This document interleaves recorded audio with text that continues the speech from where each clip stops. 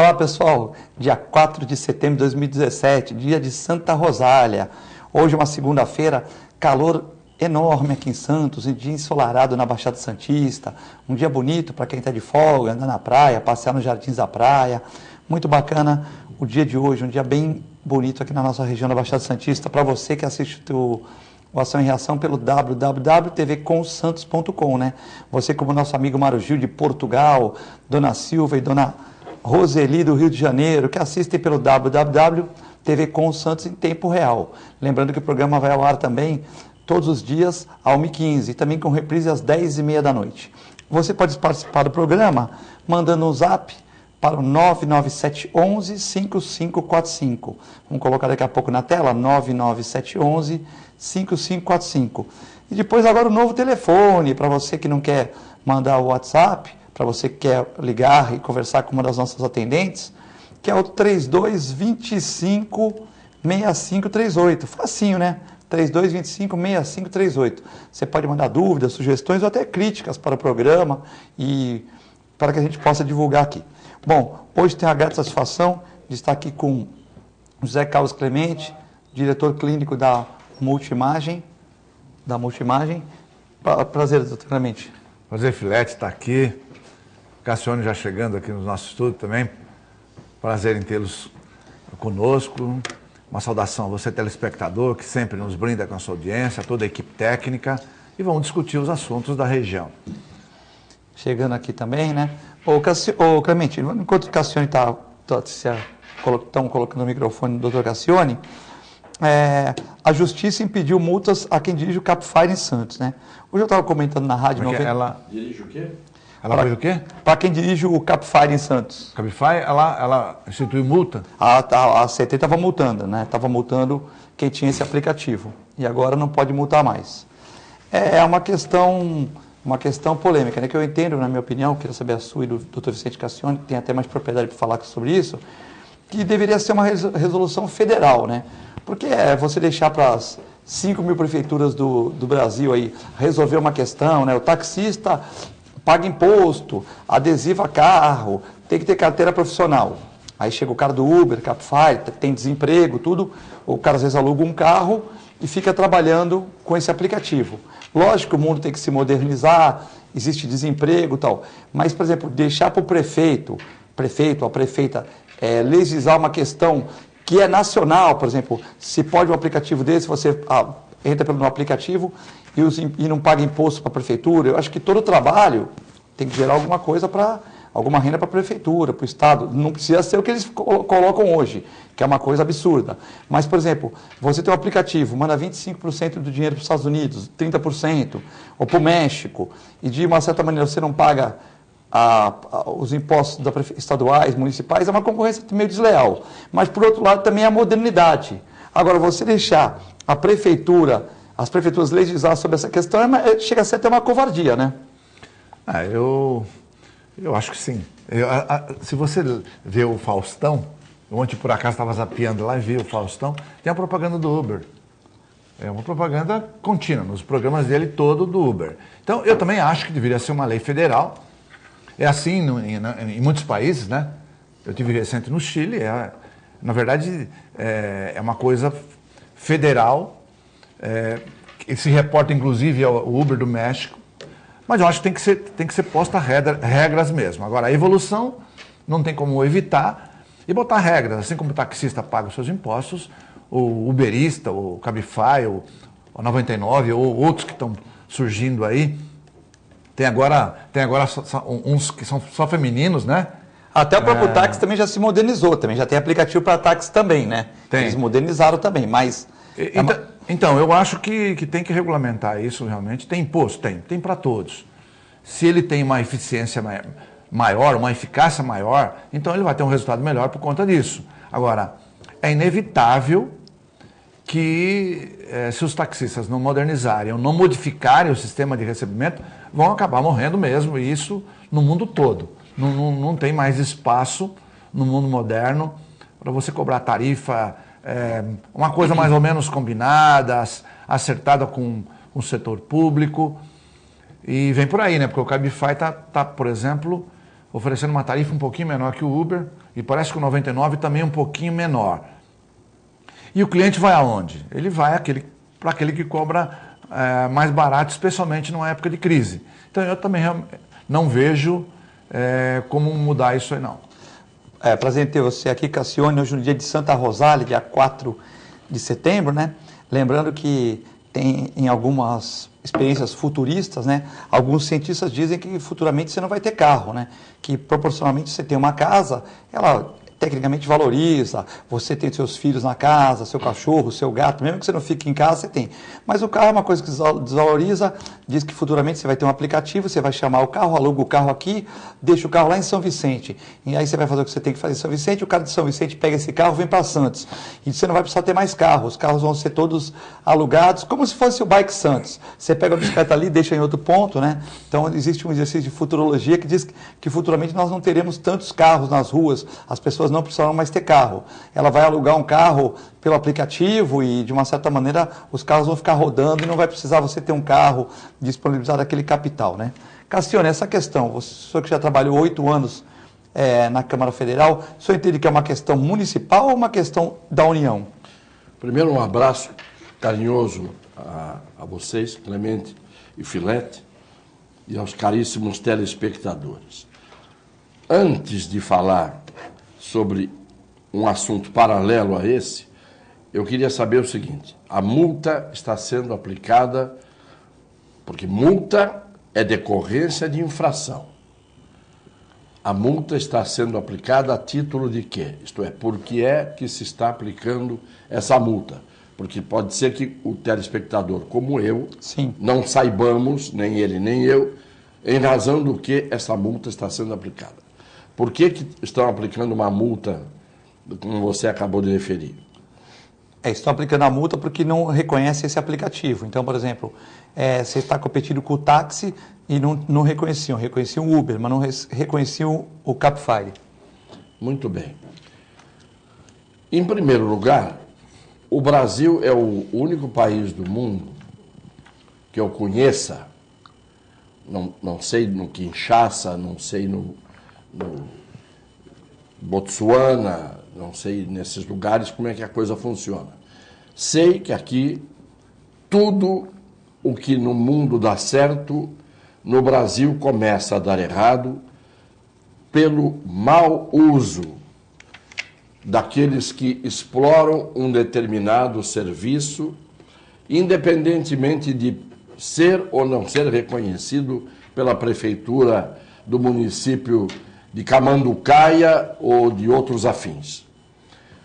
O que nós temos visto hoje é queixas que vão desde estupro até abandono do passageiro no meio do caminho, até desistência da corrida por parte de motoristas desses aplicativos, recusas e assim por diante. Nem de propósito, a tribuna de hoje tem uma página inteira sobre esta matéria, mostrando uma legião de pessoas se queixando de maus motoristas que estão desmoralizando estes aplicativos.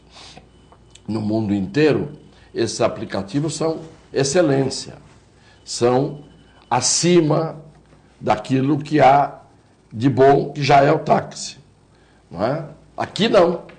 Aqui já começa hoje todo mundo a retornar ao táxi, porque o táxi é menos ruim do que os aplicativos. Claro que tem gente séria trabalhando com esses aplicativos. Claro que tem. Claro que tem gente muito competente, dedicada, profissional, trabalhando com isso. Mas no Brasil, tudo o que se inventa, se inova, aparece sempre o paralelo, a atividade paralela para fazer o mau uso daquilo que acaba degenerando o conceito do serviço que está sendo prestado. Em primeiro lugar, toda vez que você tem uma implantação de um serviço que é generalizado no país inteiro, Claro que você pode ter prefeituras aplicando multas em atividades de serviço consideradas ilegais. Mas uma atividade dessa, que tem a adesão do povo, não é a prefeitura que vai dizer não pode.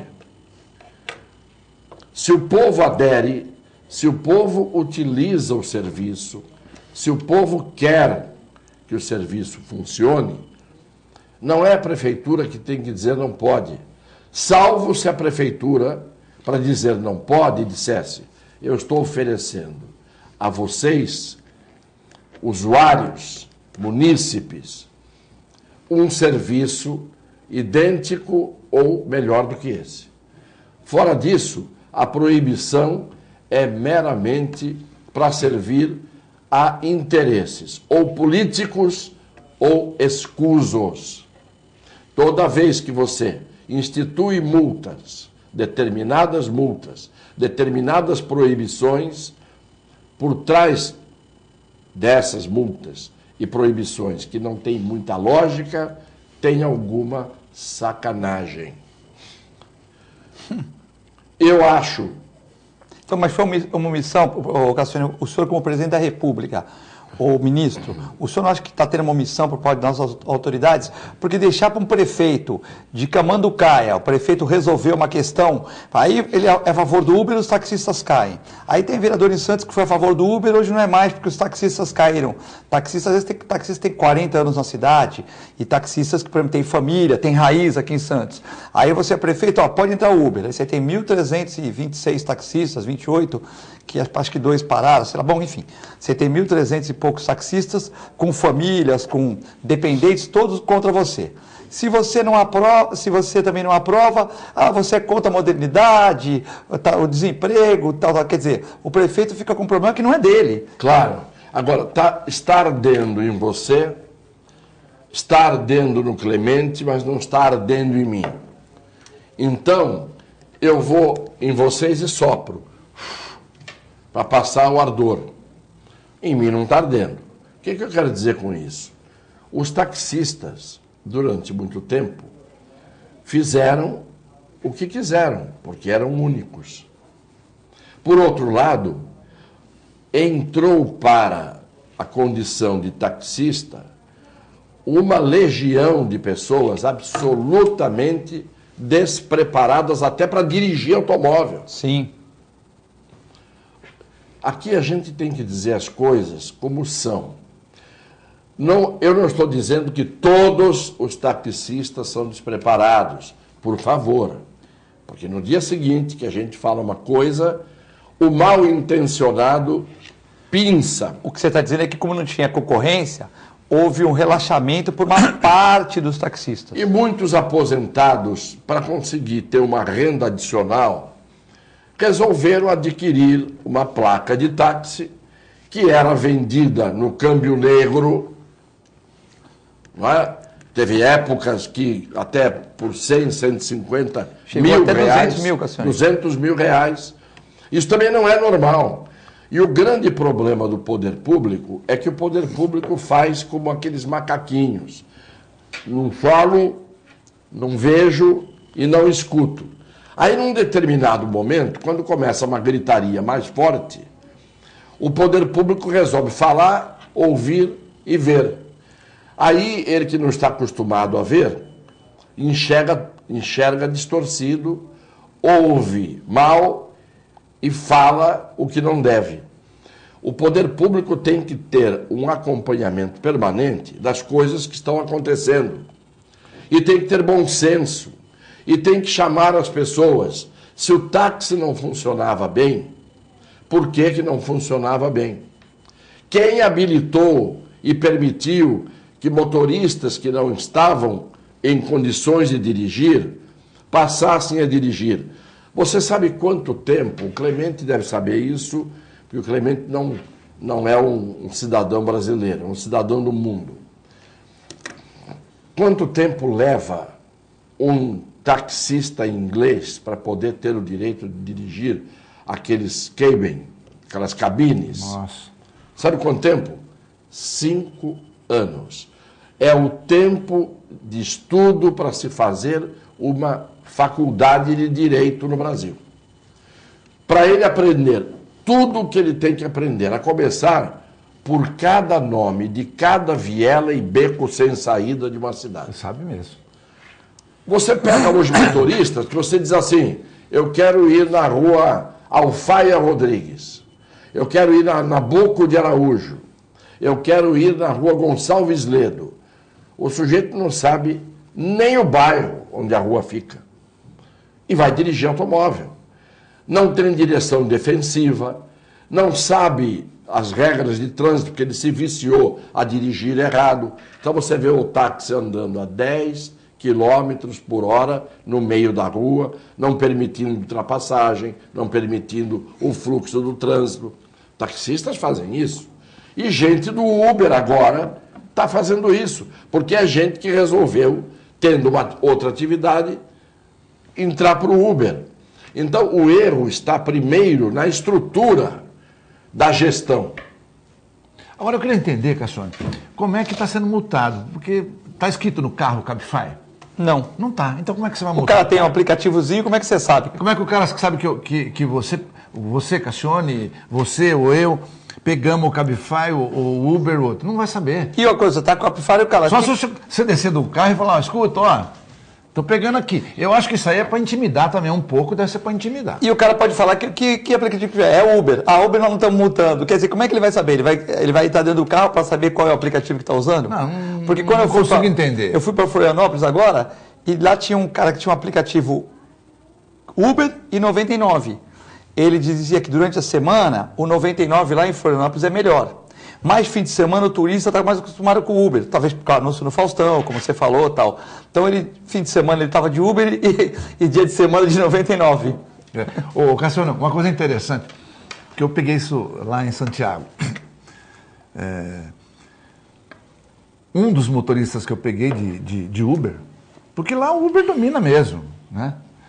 Um dos motoristas falou, nenhum tinha falado isso antes, ele falou assim, você pode sentar na frente, por favor? Eu não me incomoda, aliás, eu até gosto de sentar na frente, sentei. Mas depois eu perguntei para ele o porquê que ele tinha me pedido para que eu sentasse na frente, embora para mim não fosse nenhum tipo de problema. Para não parecer que ele está levando um passageiro. Ele falou assim, sabe, acontece o seguinte, existe eventualmente, altas horas da noite, você pode ter alguma revolta de taxistas que pode fazer alguma coisa. Então, para evitar isso, tudo bem. Não é um problema e tal. Ou seja... Também tem problema lá. Também tem. Não como aqui, mas para evitar qualquer tipo de coisa, 2 horas da manhã, por exemplo, você está voltando de algum lugar, ele me pediu, de boa, eu vou lá e faço isso e tal. Mas é para ver que essa revolta também existe em outros locais, talvez não na intensidade daqui, mas também acaba existindo. O que em algum momento, como o Cassiano falou, tem que parar, porque está regulamentado. Se a lei permite, não tem por que você pegar e quebrar essa lei, né, pô? Eu só não entendo por que todos os taxistas não criam uma adesão ao aplicativo. Quer dizer, todos os taxistas têm direito de ser Uber. Quer dizer, entra em contato com o Uber, porque o Uber não vai ter prejuízo. Porque, de um jeito ou do outro, o sujeito está utilizando o veículo. Eu posso estar dizendo uma bobagem. Você está dizendo assim, por você, a categoria estava toda no Uber, ia diminuir o emprego dos uberistas. E eles eram continuando com o táxi. Era uma maneira de você dilui o feijão, ou você põe mais água no feijão. Eu tenho táxi, não tenho? Tem. Eu tenho tiro a plaquinha de cima. Ô, Cassione, eu acho que Uber. Nem precisa. Eu peguei um Pode ser os dois também. Claro. Eu peguei um taxista outro dia, um cara jovem e tudo, e ele mesmo tocou no assunto de Uber, de coisa, e eu perguntei para ele, e por que vocês não usam? Ele falou, você acha, eu tenho, ele que me falou, eu nem sabia desse 99. Ele falou, ó, eu sou taxista, mas eu atendo Uber, atendo Cabify, atendo 99. Então, atendo todos. E não tira placa, não. Vai na quando a pessoa chega, vamos dizer, ele está cadastrado lá, ele chega do jeito que está. Você já sabe, ele falou, eu já sei que é pelo Uber, eu estou com o meu aplicativo aqui aberto. Aí ele fala, pessoal, não, eu sou taxista, mas tem Uber aqui. Ele não vai ligar o taxímetro lá para marcar a corrida. Então, Claro. o que você falou tem lógica, sim. Já tem gente fazendo. Tem gente? Então, há caminhos, quando a inteligência é usada para solucionar, há caminhos. É que tem gente que não tem inteligência para solucionar, ou só tem inteligência para criar dificuldade, que é para depois, evidentemente, tirar vantagem das facilidades que acaba concedendo.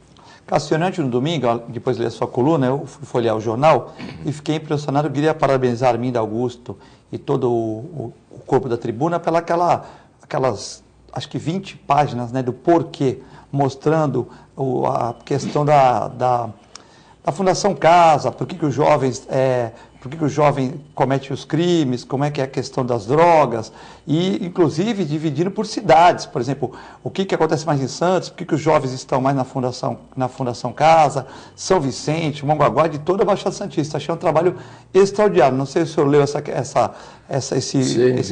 eu fiquei muito impressionado, eu acho que foi um trabalho muito bem feito, né? Como vi hoje a entrevista de página inteira de um cardiologista dizendo que a Baixada Santista tem, Santos inclusive, muito mais mortes por infarto do que em qualquer outra região do estado, por falta de atendimento mínimo, básico, fundamental para os casos de infarto.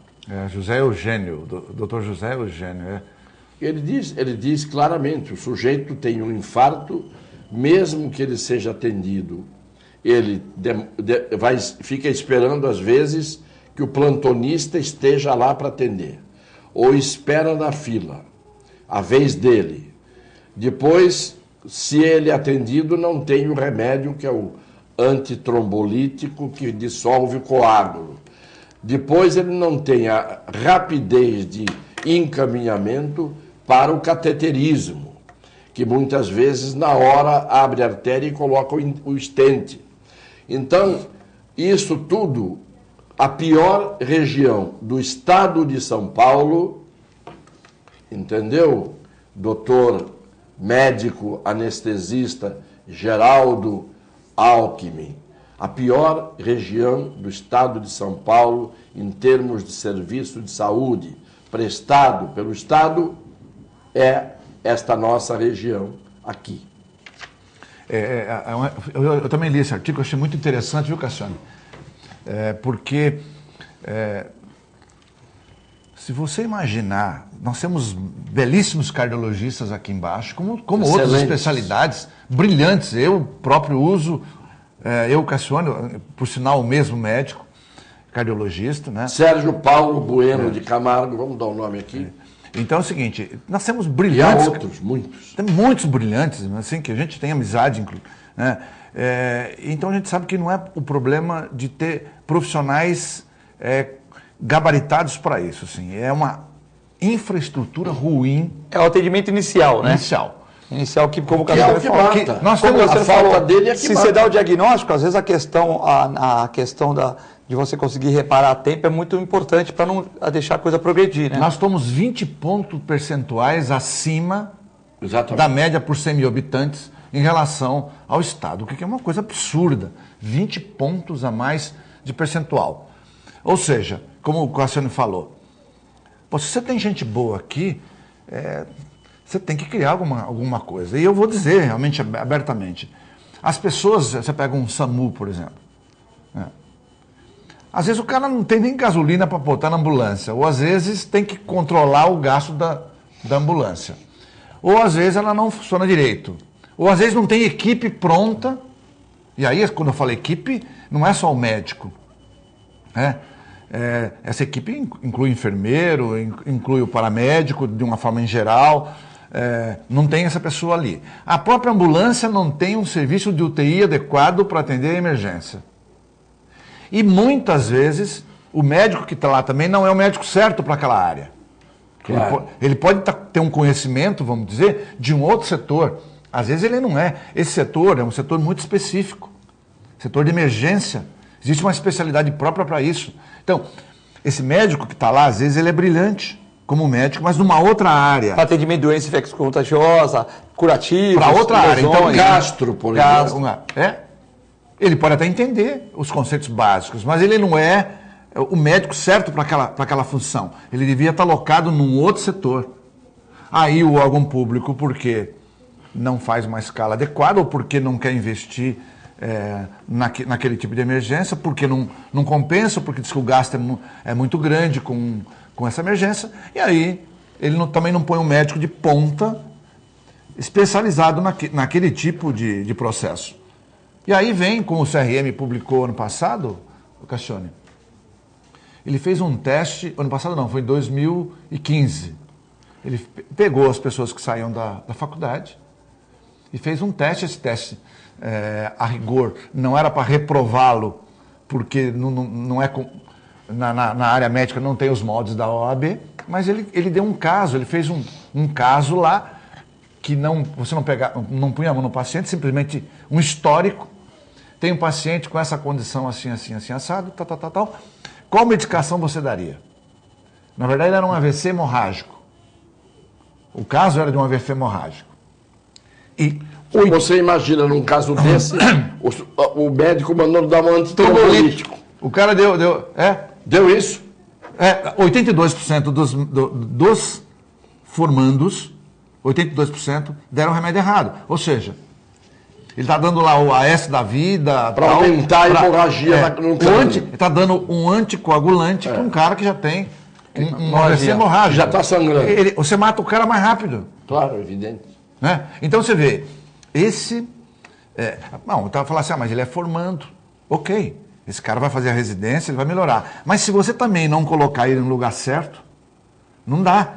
Seria como pegar um urologista, um radiologista, que é o meu caso. Ele vai fazer residência, mas ele como R1 já vai atender você colocar para emergência, não ele já vai atender de madruga, quer dizer... Não, mas ele como R1, ele está submetido ao R2, ao R3, que estão todos submetidos ao supervisor. Tem que ter uma... Ele não vai decidir. O poder de decisão não é dele sozinho. Exatamente. Ele vai decidir o feijão com arroz. Lógico, então. Mas aí, por exemplo, ele tem que estar, mas às vezes num plantão de uma madrugada, também eu estava conversando... Não pode ter um RU responsável por um plantão de madrugada. Exatamente. Não pode. É complicado. Não tem condição. Também a questão da Baixada Santista é complexa, né, Cassione? Porque você vê que hoje 25% dos atendimentos de Santos são pessoas que vêm de Cubatão. E, logicamente, nós temos que atender bem, né? Mas se você montar qualquer sistema de saúde, não sobrevive. Numa cidade, por exemplo, onde que você tem um sistema de Cubatão que não existe. Mas né? você não tem um hospital de referência. Não tem. O problema é que, quando você tem um acidente, o que mais mata no Brasil? É o acidente cardiovascular. Se o que mais mata é o acidente cardiovascular, você tem que ter um hospital de referência numa região como a nossa, de 2 milhões de habitantes, e que foi desenvolvida, não é? Já foi desenvolvida um dia. Estamos regredindo cada vez mais, estamos em decadência. Mas você tem que ter um hospital de referência onde haja alguém para dar o diagnóstico, haja alguém para fazer em 10 minutos um eletrocardiograma, haja alguém que em 10 minutos encaminhe o sujeito para um cateterismo e que, sendo um diagnóstico já de infarto, custa R$5.000 uma ampola do antitrombolítico, para que o camarada se salve nesse momento. Porque o infarto, na maioria das vezes, não é fatal. Só é fatal quando você tem um determinado infarto, como um infarto de tronco, que não tem jeito de você fazer nada, o sujeito cai morto em cima do pé. Mas isso não é a regra. Então, o que falta é haver um mínimo num determinado setor, que seria um hospital de referência, para esse atendimento. Correu a ideia na cabeça do atendente de que pode ser infarto, vai para lá. O que você não pode é entrar num local de atendimento e esperar com um sintoma de infarto, você está suando frio, você está com dor no peito, você está com pressão no peito, você está com uma queda de pressão brusca, você está com uma arritmia cardíaca, mas primeiro vai atender o sujeito que está na fila, porque chegou antes. Chegou antes, mas não está em risco de vida. É isso que a gente não consegue entender. E complementando o que o Cassiano falou, eu acho muito importante, ele fez um comentário interessante, que foi a rapidez. E isso tem a ver com reversão, inclusive, com a lesão que vai ocasionar no coração. Claro. Porque se você fizer o cateterismo e desobstruir aquele trombo... Não tem a necrose. Você não tem a necrose? Do músculo. Então você preserva o coração ainda na sua integridade, né? Cura. Você não apenas salva a vida do cara com uma lesão, já depois de estabelecido o infarto. Você evita essa necrose. E aí você vê os fatores predisponentes, fala pro cara, você tem que emagrecer, você tem que diminuir o colesterol e tal. Você vai tratá-lo, mas como o Cassiano falou, sem uma lesão, sem uma necrose. Sem sequela. É diferente. Se você não cuidar, você vai ter outro, mas agora você está zero. Faça isso, vai para academia, vai andar na praia, vai comer menos gordura. Vai se aborrecer menos. Se aborrecer menos, toma um remédio para pressão que o teu médico passou e você nunca tomou. Não é isso? E isso vai deixar o cara esperto. Mas você tem um tempo, tem que ser muito rápido nisso aí. E tem que ter pessoas habilitadas também para entender que isso tem que ser feito. Da mesma forma que você comentou agora, o cara tem um outro tipo de patologia que ele pode esperar. Claro. 2 horas, 3 horas. Deixa ele reclamar lá, mas você tem que ter alguém que possa compreender a gravidade daquele problema para destinar ele para o setor específico. Agora, aqui em Santos a gente não tem. Você situando Santa Casa, que tem as suas limitações, porque todo mundo vem para a Santa Casa, você teria que ter um hospital público, não só benemerente, mas um hospital público, já que está aí instalado, né? Eu nem sou favorável ao hospital público. Nós já falamos disso aqui. Mas uma vez que ele existe, vamos utilizá-lo. Né? Ainda que por parceria, mas vamos utilizá-lo. Você fica com um mastrodonte lá, tudo pronto, mas você não atende a população, você fica limitado a um setor específico, e a população, como chamou bem a atenção o Cassione, vem um médico de fora para chamar a atenção nossa aqui, que, acorda molecada, porque vocês estão, é a maior taxa do Estado, quem sabe até do país. Ele não chegou a esse ponto, mas pode ser até que seja mesmo. A gente não viu o Vale do Ribeira, regiões pobres do Nordeste, mas de repente, lá o cara tem uma vida mais calma, de repente nós podemos estar na liderança, né, Cassione? Eu não tenho dúvida nenhuma de que, primeiro, nós somos o primeiro lugar em câncer, a Baixada Santista, em câncer do Brasil. E não temos hospital de referência. E quem diz isso? O AC Camargo, que é o hospital de referência, um hospital que só trata da oncologia. O que diz o AC Camargo? A maioria dos pacientes, eles têm dados estatísticos, provém da Baixada Santista. Isto é, o lugar onde há mais câncer. Não é de se estranhar, nós temos um porto que polui, nós temos a indústria química de Cubatão que polui, mas que não polui hoje, polui há 50, 60 anos. Se nós tivermos até casos de anencefalia, crianças nascerem sem cérebro, na Vila Parise, nós lembramos disso. E tem o lance da ródia, né? Lembra da... Claro, do pentaclorofenol, da ródia, e que foi enterrado pela região da área continental, de São Vicente, inclusive, e isso foi para o lençol freático e assim por diante. E os metais pesados que estão no fundo do estuário, tanto que para revolver o fundo do estuário é um problema seríssimo. Então nós somos uma região contaminada.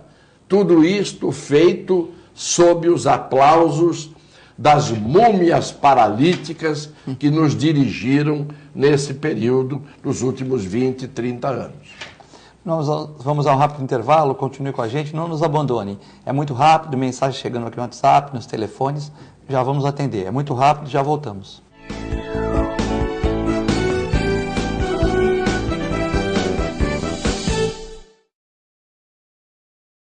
Com o objetivo de atender cada vez melhor, o Plano de Saúde Santa Casa oferece a você e a sua família uma ampla rede de atendimento em Santos, São Vicente, Praia Grande, Cubatão e Guarujá.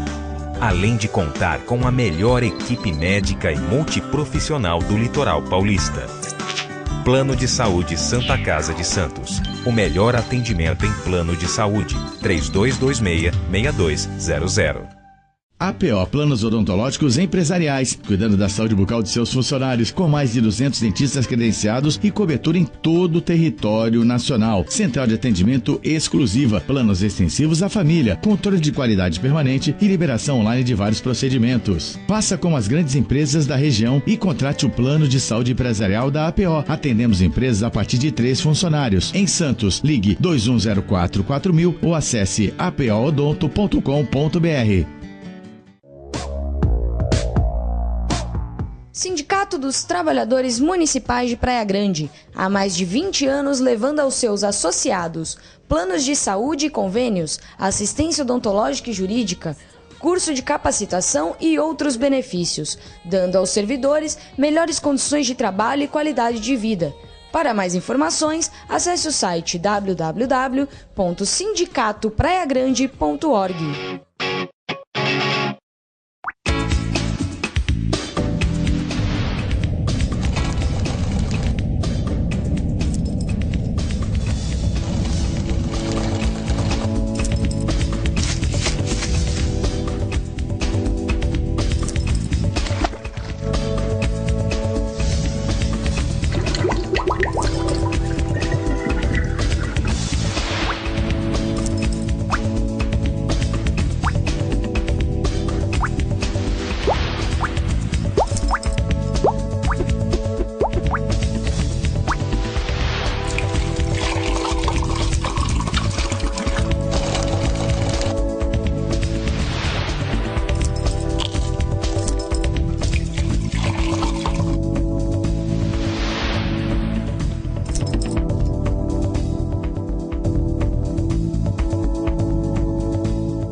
A Clínica Multiimagem é especializada em exames de radiologia e diagnóstico por imagem, investindo continuamente em tecnologia e trazendo constantes inovações para proporcionar à comunidade médica e seus pacientes diagnósticos ainda mais precisos. Sua nova e moderna estrutura, aliada à tecnologia de ponta, juntamente com o corpo clínico especializado, tornam a Clínica Multiimagem um dos centros de diagnósticos por imagem mais avançado do estado de São Paulo. Entre em contato pelo telefone 3202-1250. Sintracomos, um sindicato forte a serviço do trabalhador. Este é o Sindicato dos Trabalhadores das Indústrias da Construção Civil, Montagem e Manutenção Industrial e do Mobiliário de Santos, Cubatão, Guarujá, São Vicente, Praia Grande, Mongaguá, Itanhaém, Peruíbe e Bertioga. Associe-se ao Sintracomos e faça parte da nossa família. Administração, Presidente Macaé Marcos Braz de Oliveira. A melhor programação RVD.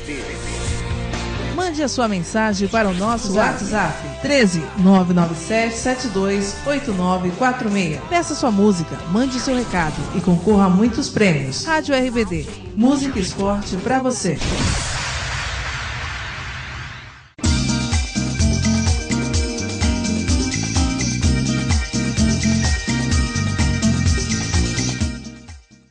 APO Planos Odontológicos Empresariais, cuidando da saúde bucal de seus funcionários, com mais de 200 dentistas credenciados e cobertura em todo o território nacional. Central de atendimento exclusiva, planos extensivos à família, controle de qualidade permanente e liberação online de vários procedimentos. Faça como as grandes empresas da região e contrate o plano de saúde empresarial da APO. Atendemos empresas a partir de 3 funcionários. Em Santos, ligue 2104-4000 ou acesse apoodonto.com.br.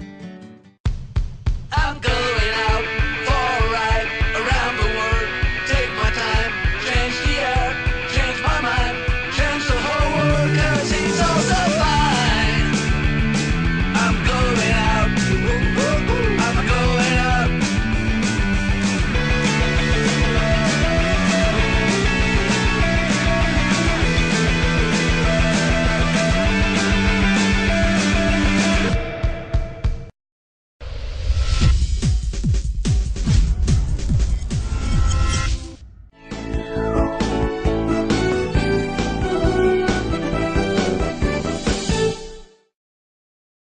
Estamos de volta na Ação em Reação nesta segunda-feira de tempo maravilhoso aqui na Baixada Santista. Hoje recebendo o professor Cassione, advogado criminalista e comentarista do programa Ação em Reação, e também o Clemente Dr. Clemente, diretor clínico da Multimagem, médico e comentarista aqui do Programação e Reação. Muitas perguntas, né? Aqui é uma pergunta interessante, mas muito complicada para responder. Mas até que ponto, Cassione, as redes sociais favorecem as pessoas? Abraço a todos, é o Carlos. Bom, as redes sociais favorecem as pessoas se elas prestarem informações úteis, se não houver mentira, se não houver disseminação de boato, se o indivíduo não utilizar as redes sociais para ilicitudes, para obscenidades, para injúrias, para drenar os seus complexos, os seus recalques, se tiverem educação, prestam um grande serviço. Agora, se fizer o contrário, não prestam serviço nenhum, prestam um desserviço. Como tudo, como a mídia. Se a mídia for bem feita por jornalistas honestos, intelectualmente honestos, moralmente honestos, que estejam em busca da verdade, que é a finalidade do jornalismo, claro que isso é importante. Agora, se você tiver um jornalismo tendencioso, um jornalismo que frauda a informação, que sonega a informação, que não informa, mas deforma, que não informa, mas desinforma, é evidente que você vai ter um lado negativo preponderando. Rede social é boa por quem é bom e a usa bem. Rede social é má por quem é mau e a usa mal. Ponto. Clemente, a questão das redes sociais. Acho que o Cassione já falou tudo. Eu acho que de uma maneira bem clara, o quanto ela pode ser boa, não apenas para a pessoa, mas acho assim, para a população como um todo, a população, eu diria até universal, o quanto é importante, todas as mídias, né? Você pega o Google hoje, você tem uma curiosidade, você vai lá, abre tudo, ou seja, tem um lado bom, mas tem que considerar também o lado ruim, porque tem muitas pessoas que foram massacradas em redes sociais, né? E pior, porque aquilo não era real. Quando você tem uma concorrência desleal com o teu inimigo, entre aspas, vai lá e detona você numa mídia, e aquilo não é uma verdade. Então, você tem esse risco. E nós temos muita gente famosa aí que saiu do Facebook da vida ou de outras redes sociais por conta disso, de críticas infundadas, desmoralizando a pessoa. Eu não vou citar o nome aqui, mas tem um médico aqui muito importante, extremamente importante, brilhante, um dos mais famosos do mundo na sua respectiva área, e que foi massacrado, de repente, por sei lá, inveja, alguma coisa assim, ou por gente, e não foi por outro médico, não, ele foi pessoas mesmo que, de alguma forma, devia ter um ranço por outro motivo, e que detonou essa pessoa na mídia. Então, esse é um desserviço, como o Cassione, você inutilizar uma ferramenta importante para aproximação, para lançar coisas boas, para destruir uma pessoa em segundos. Eu dou um exemplo. Num caso meu, entrou uma vez um sujeito na minha fanpage, né, e disse assim: o que você está falando aí? Dando uma de bom, de honesto. Você é um ladrão safado. Te conheço bem. Ou alguém esqueceu quando você foi vereador em São Paulo, o que você fez? O que acontece? Lembra daquele vereador da máfia dos fiscais, Vicente Viscomi? Eu lembro desse cara. Vicente Viscomi. Viscomi. O sujeito do Vicente Cassione já me colocou como vereador em São Paulo, achando que eu era o Vicente Viscomi. Mas você podia fazer um print daquele, ele podia receber um processo também, né? Podia, mas nem perdi tempo com o sujeito. Só coloquei assim: prezado amigo, você está falando de um cidadão cujo nome é Vicente Viscomi. Leia direito o meu nome. Eu não sou de São Paulo, sou de Santos, e meu nome é Vicente Cassione. Sabe quem é que me defende na minha fanpage? Eu tenho 150 mil seguidores. Os próprios seguidores. Os meus seguidores.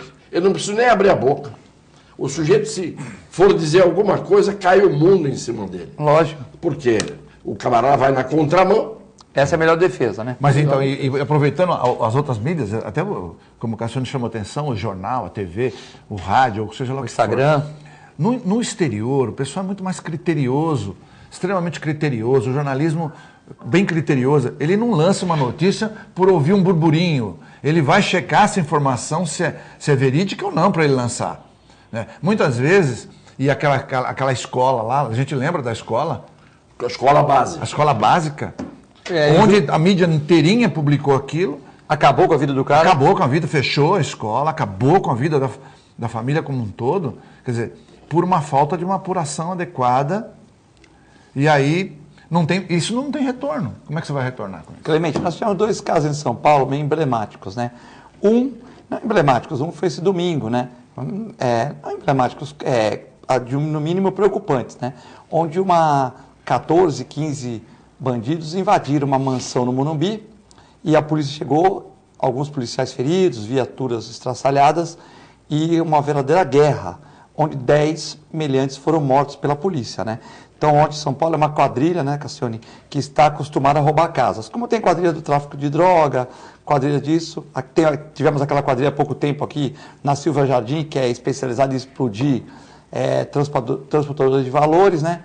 Aqui as armas utilizadas, carros blindados e o saldo, alguns policiais feridos, algumas viaturas destroçadas, mais 10 meliantes mortos. Bom, são ossos do ofício, não é? Ossos do ofício. O sujeito que sai para a rua armado desta maneira, ele sai para matar e para não morrer. Ele sai armado com essas armas, que são armas de guerra, sai para matar e não morrer. E sai sem medo da polícia, sem medo da prisão e sem medo da pena. Logo, um sujeito desses, ele está enfrentando o adversário dele, que é o policial. E se ele puder matar o policial, ele mata. Ontem, o 101º policial, 101 mortos, desde o começo do ano até ontem, no Rio de Janeiro. 101 mortos. Você não tem, em 100 anos, 100 policiais mortos em Londres. Não tem mesmo. Em 100 anos. E uma pessoa morta por morte violenta no estado do Rio de Janeiro a cada 1h20. Cada 1h20 morre uma pessoa de morte violenta no Rio. Claro. E 101 PMs. Quer dizer, parece uma guerra, né? Mas os grandes defensores do torto, porque o direito no Brasil passou para segundo plano. As faculdades hoje tinham que ser chamadas faculdades do torto, e não de direito. Os defensores do direito pensam de uma maneira. Os defensores dos verdadeiros direitos humanos pensam de uma maneira. Agora, os defensores do torto, dos direitos humanos apenas dos que são autores de crimes e de atos antissociais, esses camaradas são uns débeis mentais que ficam na televisão e têm mais espaço do que qualquer outra pessoa só para defender o torto e para defender o politicamente correto, que na verdade é a maior incorreção em termos daquilo que seria o certo na política. Então nós temos que admitir o seguinte: quem sai, como dizia o Vicente Mateus, saudoso presidente do glorioso Esporte Clube Corinthians Paulista, quem sai na chuva é para se queimar. Esses bandidos saem para matar, morreram. É do jogo deles. Faz parte. Uriel Vilas Boas, Clemente, segundo consta, pelo Porto de Santos passaram mais de 100 toneladas de cocaína para a Europa.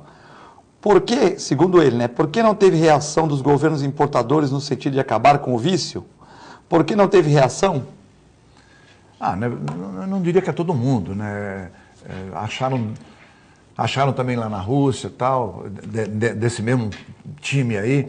Mas na Rússia comunicaram. Quando acharam na Rússia, Uriel, comunicaram o governo brasileiro.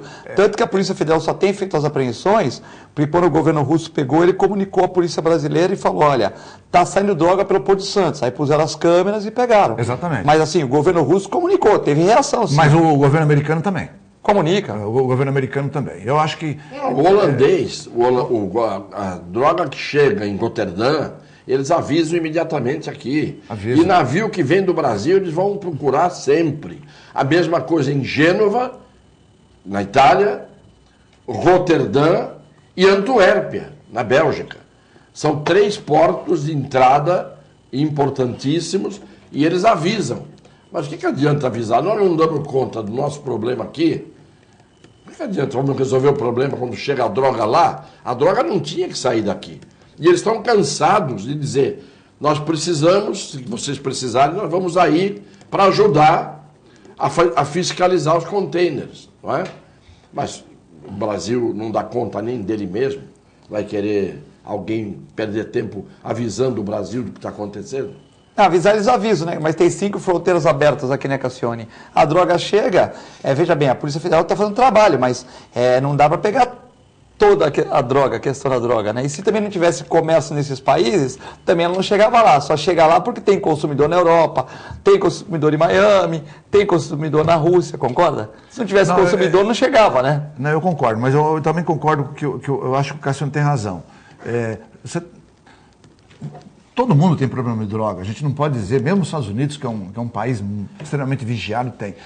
Mas você tem que começar pela sua casa. Claro. Vai resolver o problema, começa pela sua casa, arruma a sua casa primeiro, para depois você resolver o resto. Né? Você imagina até a tristeza que é você ver alguém precisa avisar o que está acontecendo na tua casa. Escuta, toma conta aí, porque, olha, tem gente com droga na sua casa, é vergonhoso, eu acho que isso é muito vergonhoso.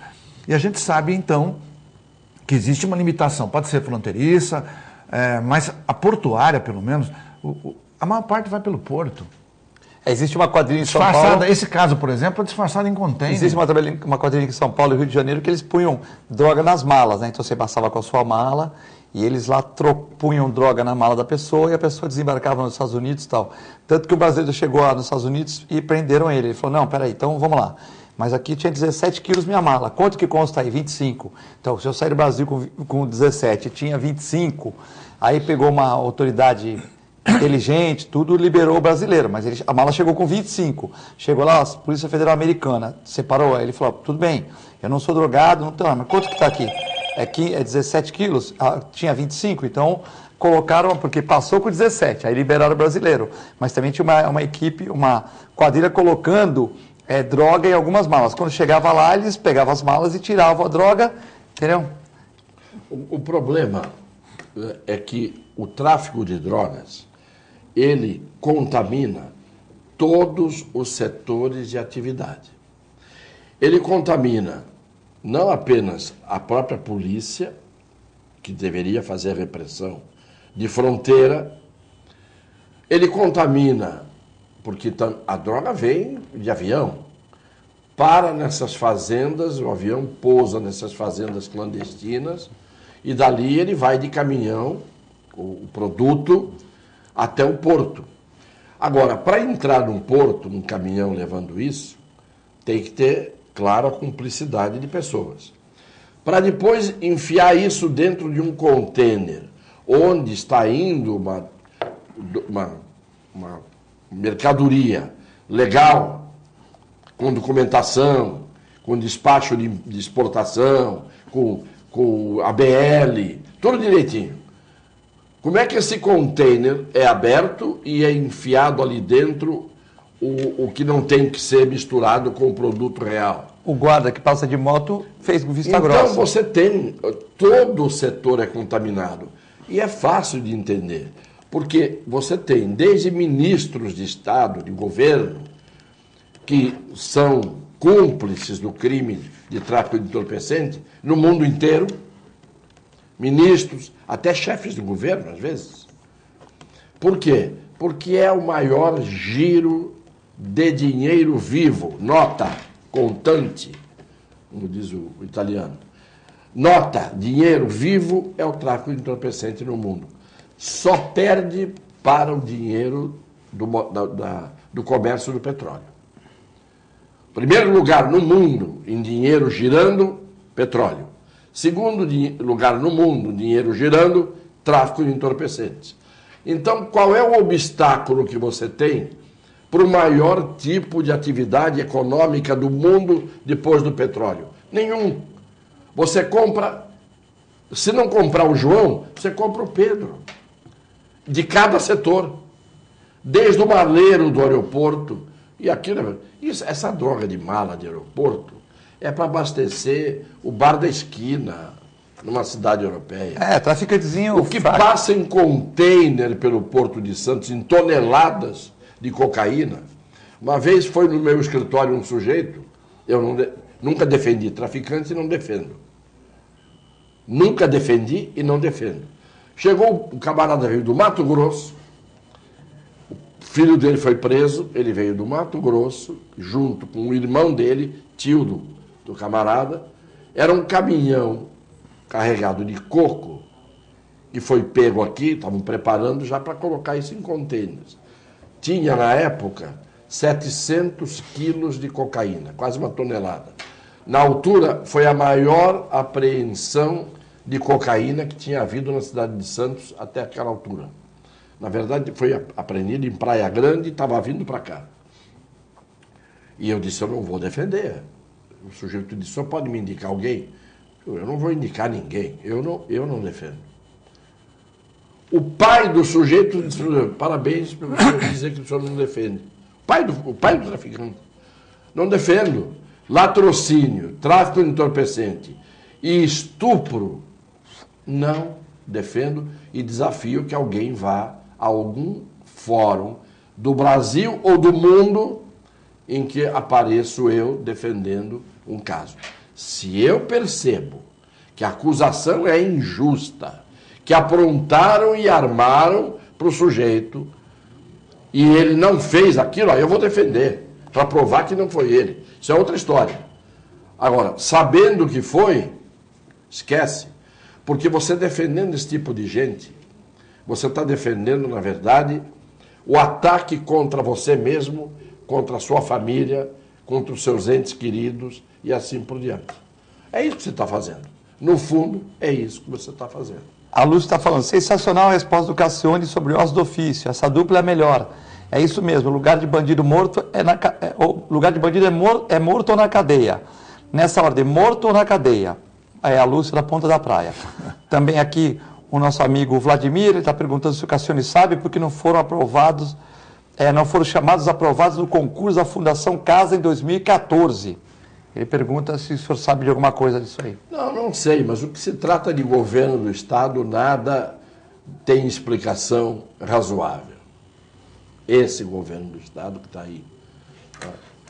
Bom, queria mandar um abraço para o Marcelo Prado, para o Caculé do Coneb que estão vindo no programa, o Gilson, agradecer você, Clemente, Cassione, pelo programa. É sempre um prazer grande estar aqui, né? E ainda mais sendo elogiado como nós fomos, eu queria agradecer realmente a isso, a essa audiência e desejar tudo de bom a você, telespectador, fiquem com Deus, até o próximo programa. E o Marcelo Prado do Garagem mandando um abraço para o Cassione, que foi lá, um programa de 30 mil pessoas assistindo, com mais que 200 compartilhando na hora ali com todo. Quer levar você, Clemente, lá, o Marcelo Prado, para o Garagem Caiçara? Vá, Clemente, que é espetacular. Eu fui, valeu a noite, é realmente muito bom. O Marcelo, que já era seu fã, Marcelo Prado, ficou mais ainda. O Marcelo é fora de série. Gente boa, né?